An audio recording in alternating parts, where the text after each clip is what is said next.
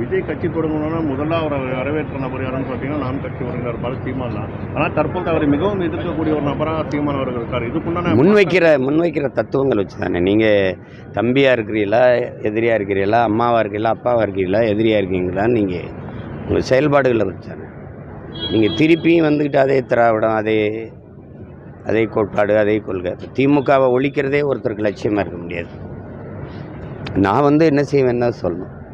இப்போ நான் சொல்கிறேன்ல, இந்த கட்சி ஆட்சியிலிருந்து நான் மாற்ற வர்றேன், நான் அடிப்படை அமைப்பு அரசியல் மாற்றத்துக்கு நான் நிற்கிறேன், நான் இந்த அடிப்படையே மாற்றணும்னு நினைக்கிறேன்.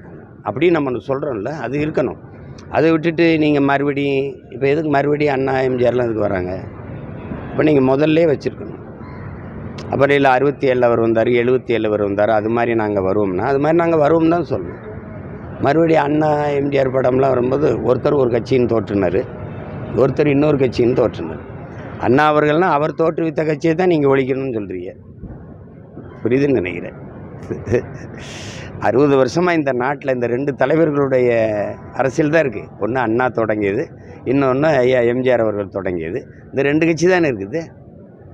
இப்போ அடுத்த மாநாட்டில் அப்புறம் அம்மையார் ஜெயலலிதா, ஐயா எடப்பாடி படம்லாம் வருமா?